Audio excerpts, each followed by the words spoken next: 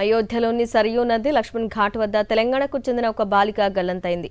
జనగామ జిల్లా కేంద్రానికి చెందిన తాళ్లపల్లి నాగరాజు కుటుంబ సభ్యులు 2 రోజుల క్రితం అయోధ్యకు వెళ్లారు. రామమందిరం సహా స్థానికంగా ఉండే ఆలయాలను సందర్శించి పుణ్యస్నానాల కోసం సరియూ నది లక్ష్మణ్ ఘాట్కు వెళ్లారు.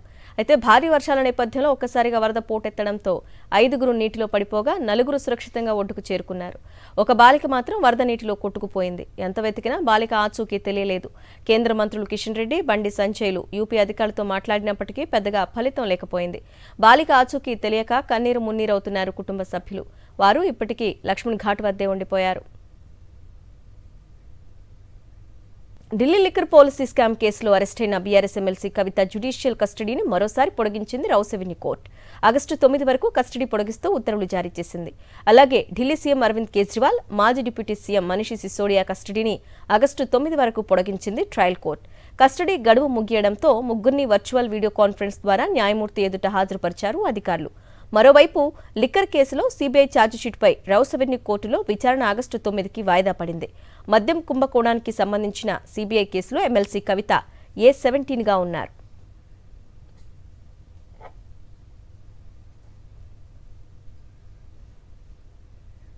యూనియన్ పబ్లిక్ సర్వీస్ కమిషన్ యూపీఎస్సీకి కొత్త చైర్పర్సన్ వచ్చారు.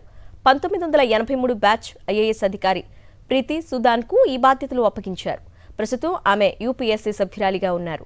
తదుపరి ఉత్తర్వులు వచ్చే వరకు ఈ పదవిలో కొనసాగనున్నారు. యూపీఎస్సీలో చేరక ముందు కేంద్ర ఆరోగ్య శాఖ కార్యదర్శిగా సేవలందించారు ప్రీతి సుదాన్. ఇటీవల మనోజ్ సోని యూపీఎస్సీ చైర్మన్ పదవికి రాజీనామా చేశారు. 2029 మే 15 వరకు పదవీకాలం ఉన్నప్పటికీ ఆయన వ్యక్తిగత కారణాలతో ముందుగానే తప్పుకున్నారు. దీంతో యూపీఎస్సీకి కొత్త చైర్మన్ను నియమించింది కేంద్ర ప్రభుత్వం.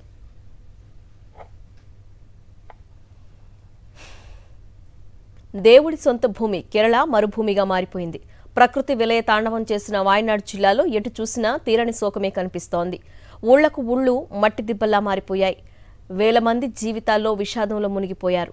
వాయనాడ్ జిల్లాలో కొండ చర్యలు విరిగిపడిన ఘటనలో మృతుల సంఖ్య అంతకంతకు పెరుగుతోంది. ఇప్పటి వరకు 163 మంది చనిపోయినట్లుగా కేరళ వైద్య ఆరోగ్య శాఖ ప్రకటించింది. దాదాపు 100 మంది ఆచూకీ తెలియటం లేదు. ఈ విపత్తులో గాయపడిన 191 మంది ఆసుపత్రిలో చికిత్స పొందుతున్నారు. దాదాపు 3000 మంది సహాయ శిబిరాల్లో తలదాచుకుంటున్నారు.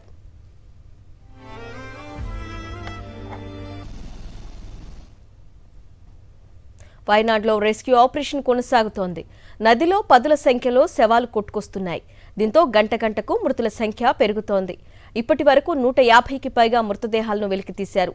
శిథిలాల కింద చిక్కుకున్న వారి కోసం ఆర్మీ, ఎన్డీఆర్ఎఫ్, స్థానిక యంత్రాంగం గాలిస్తోంది. టీ గార్డెన్లలో పనిచేస్తున్న దాదాపు 600 మంది కార్మికులు గల్లంతయ్యారు. వారి కోసం గాలిస్తున్నారు. చురల్మల్లలో వంతెన కొట్టుకుపోవడంతో సహాయక చర్యలకు ఆటంకం కలుగుతోంది. ఇక వాయనాడ్కు ఎవరూ రావద్దని సీఎం పినరయి విజయన్ విజ్ఞప్తి చేశారు. దీంతో రాహుల్, ప్రియాంక పర్యటన వాయిదా వేసుకున్నారు.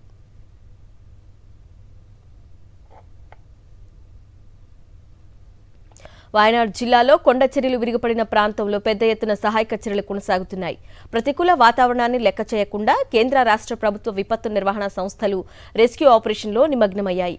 NDRF, SDRF, army, police, fire విభాగాలకు చెందిన 600 మంది సిబ్బంది సహాయక చర్యల్లో పాల్గొంటున్నారు. ముండక్కై, చురాలల్మల్ మధ్య శరవేగంగా తాత్కాలిక వంతెన నిర్మిస్తోంది ఆర్మీ ఇంజనీరింగ్ గ్రూప్. బురద, మట్టిలో కూరుకుపోయిన వారిని గుర్తించడంలో డాగ్ స్క్వాడ్ కీలక భూమిక పోషిస్తోంది. ప్రభావిత ప్రాంతాల నుంచి దాదాపు 1000 మందిని కాపాడారు సహాయ సిబ్బంది. వాయుసేన హెలికాప్టర్లలో బాధితులను ఆసుపత్రులు, రిలీఫ్ క్యాంప్స్కు తరలిస్తున్నారు.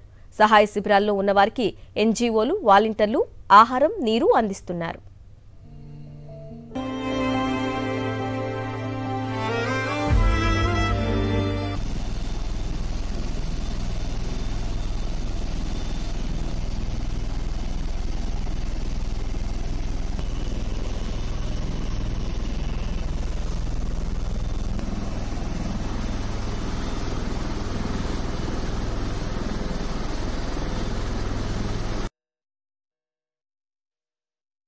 All the troops, all the teams have the maximum number of people there on ground, all the logistics that are required. Everything is there, the coordination is very good, synergy is good, and the operation is in full swing. So today our effort is to ensure that, wherever the dead bodies are there are a lot of inputs which are coming regarding the locations. So we need to look into those places, to find out, their dead bodies, and wherever there is people they are stranded, the effort is to, evacuate them as early as possible.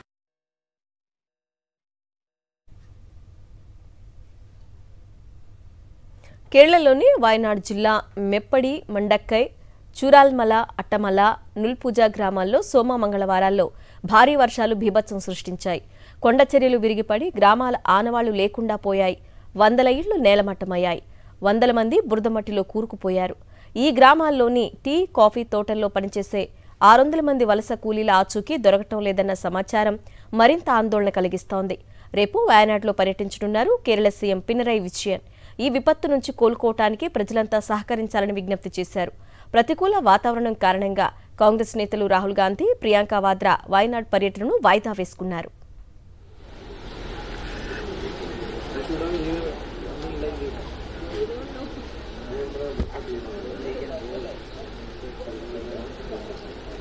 వాయనాడ్లో విషాదంలో ప్రాణాలు కోల్పోయిన వారికి Congress party ఘనంగా నివాళులు అర్పించింది. పార్లమెంట్లోని సంసద్ సదన్లో భేటీ అయిన Congress parliamentary party Wayanad మృతులకు సంతాపం తెలిపింది. CPP chairman Sonia Gandhi, ప్రతిపక్ష నేత రాహుల్ గాంధీ సమావేశానికి హాజరయ్యారు. ఇది దురదృష్టకరమైన ఘటన అన్నారు ఏఐసీసీ చీఫ్ మల్లికార్జున్ ఖర్గే. దీనిని జాతీయ విపత్తుగా ప్రకటించాలని కేంద్రాన్ని కోరారు.